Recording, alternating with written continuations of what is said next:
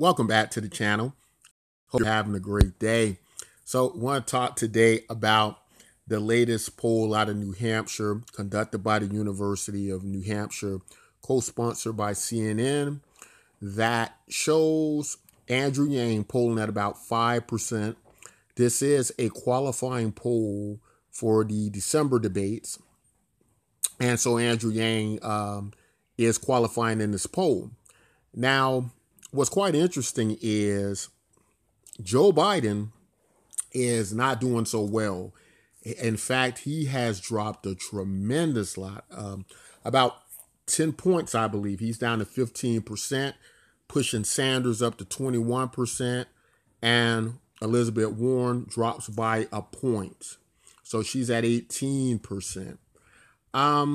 Pete Buttigieg at 10%.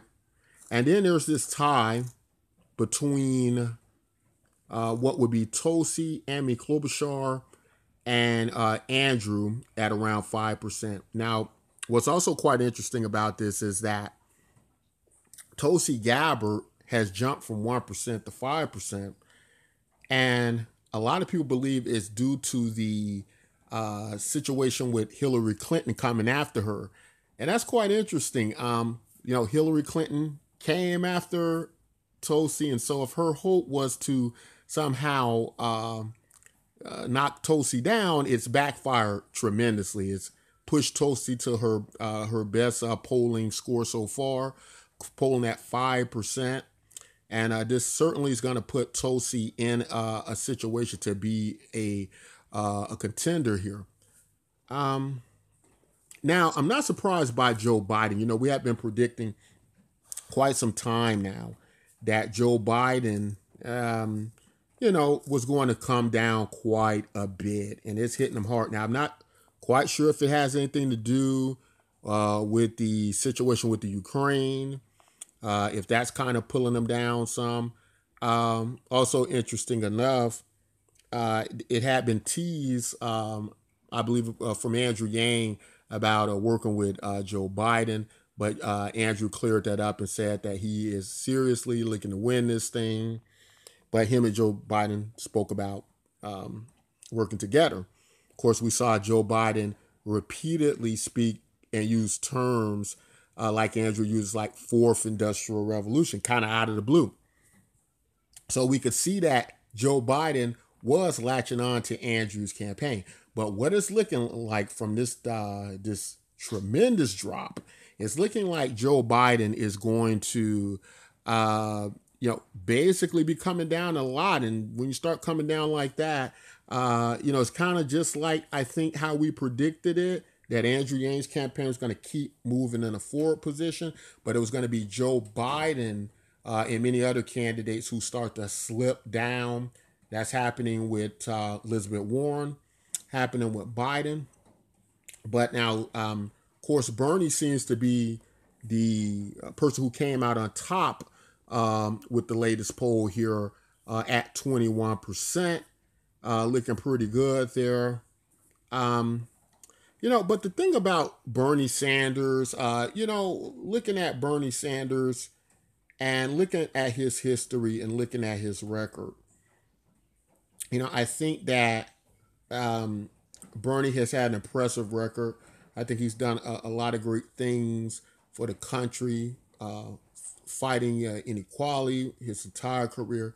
Bernie Sanders deserves honor, and he deserves many things. But the thing is with Bernie that that kind of concerns me about Bernie and this whole election thing is that when he sees a policy like Andrew Yang's putting out there, these are two candidates, as far as I can see, probably more on the same side than any other candidate out there. So they're very close together in their approach to how to deal with America, with some differences. But the difference I see in Andrew Yang and Bernie Sanders, when I really look at these gentlemen, is I see Andrew Yang as the reluctant leader, right?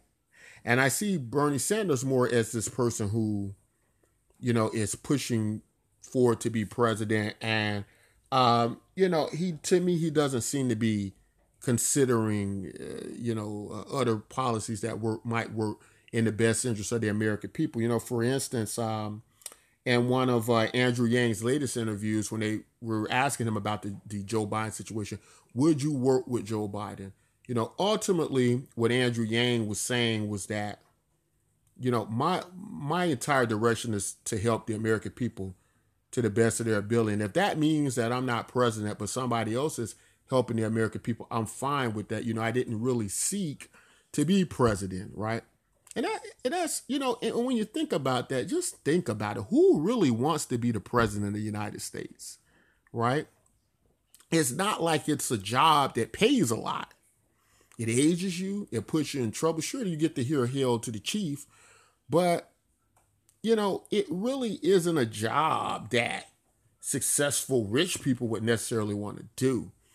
Now, Donald Trump did it, and, he kind of got there on the idea of, doing it for the American people and caring about the American people. And I can't look into Donald Trump's heart and say that that idea is somewhere not in there. But I think what's so confusing about Donald Trump and the whole situation is he has come off so badly as a narcissist, as an egomaniac. He's been that way his entire life, that even if he is sincere, it is very difficult for people to see it. Whereas with Andrew Yang, I think it is, it is very authentic. It's very believable. And when he says he really wants the American people to come out okay in this, I believe him. And I believe him a great deal. Now with Bernie, again, Bernie has done many good things all his life, but I really think that Bernie should be open to other ideas, because I feel a lot and I see a lot of resistance between Bernie and Andrew Yang's policy, whereas I think they should be very much so open to one another. In other words, right, I feel like Bernie Sanders and Andrew Yang should have a relationship similar to how he has with Marianne Williamson. And I just feel like it's a lot of resistance from Bernie Sanders to Andrew Yang's policies. I don't really know why Bernie Sanders would have an issue with Andrew Yang, not praise his policies to a degree, such as Marianne Williamson did with Andrew. It is okay to find good ideas and good policies in the other candidates' policies, and it's okay, but it just seems very resistant with Bernie Sanders, and he's on about this federal jobs guarantee. And it feels like to me, Bernie Sanders just wants to win. And I'm a little bit concerned about that. Maybe I'm looking a little too deep into that with Bernie Sanders, but, I prefer the reluctant leader, right? I prefer that. I prefer that guy who says, "Look, I'm doing this because nobody else is doing this. Nobody else identifies the problem." I wish Bernie Sanders the best. He's definitely done a lot of great things, but at the end of the day, Bernie Sanders having health problems. He's at an age where I personally believe that we might should start looking at an age limit on presidential candidates, right? And much like, with driver's license and a variety of things. And that's not to be an ageist or ageism, but there are reasons why when people reach a certain age, they're more susceptible to many more health issues, and why we should be a little bit careful with that. And Bernie has had some scares on the trail. And so, I just wonder if, he should still even be out there. Personally, I don't think I would. I don't think I would be, but I just wish, Bernie the best, because I really do like Bernie Sanders, but, just had to point out some things there. Want to also talk a little bit about independence, right? So I think at this point, we look at all these various polls, and what it comes down to is who's going to show up at the voting box, right? And I really believe that everybody who's pulling for Yang, we can pretty much count on those people showing up at the voting box, right? I believe it's going to happen. And so in that way, I think Andrew's going to fare very well, whereas it's not necessarily that it's going to be the case with many of these other candidates, right? And these polls are going to dwindle away as we get closer to election time, right, to election day. Um, but looking at independents, right? Let's really take a look at the independents who a lot of people are trying to get, and which of these candidates can really draw independents? Even if you look at Bernie's been around since 2016. And you look at people like Bernie Sanders, look at people like Donald Trump, look at people like Elizabeth Warren, you look at people like Joe Biden, you know, are there really independents sitting on the fence for them? A lot of these people are so extreme in their policies that I don't think it's going to be a lot of confusion about where these independents are going to go, right? I can see independents going with somebody like Tulsi Gabbard or Andrew Yang. I don't know if at this point we're going to see a lot going with Sanders, although some stats do suggest that a lot of people are moving from, people who wouldn't vote for Trump would vote for Sanders. So that's what it's suggesting. Although I can't really see it. I kind of, feel like Bernie Sanders has been around since 2016. And I just kind of feel like, and way before that, but I just kind of feel like people would have, pretty much made up their mind about Bernie Sanders. But when you look at somebody like Andrew Yang, who's this very exciting new candidate, he's gonna shake up a lot of these independents to the point where I think they're going to be able to pull something from Andrew Yang that that they can really get on the side of. And so Andrew Yang is definitely a good person to get independence. And whereas they are saying Bernie can do it too, I just don't know. Bernie to me has always kind of been, Bernie Sanders supporters. Although I have heard it said now that Trump supporters are considering voting for Bernie. But I certainly don't see it on a level like Andrew Yang or Tulsi Gabbard. So this is going to be interesting to see what happens with this. And but I think Andrew Yang is going to keep pushing forward. Buttigieg and Biden are going to be the next people he passes, he surpasses. And I don't think Elizabeth Warren's going to last long either. I think her drum is starting to count down. And so it looks like it's going to be I'm looking at like Buttigieg, Andrew Yang, and Bernie Sanders now. It's just kind of this kind of triumph thing going on with them. And who's going to fall first? It's probably more likely going to be Pete Buttigieg. There's going to be down to Andrew and Bernie, right? I don't think Joe Biden can get the nomination. I think it's going to be down now to Bernie and Andrew. And this is going to be interesting to see, what's how this is going to play out. But I think Andrew's going to pull it off. I'm still very optimistic. I don't usually get quite optimistic, but I'm starting to really confidently see Andrew Yang pulling this thing off.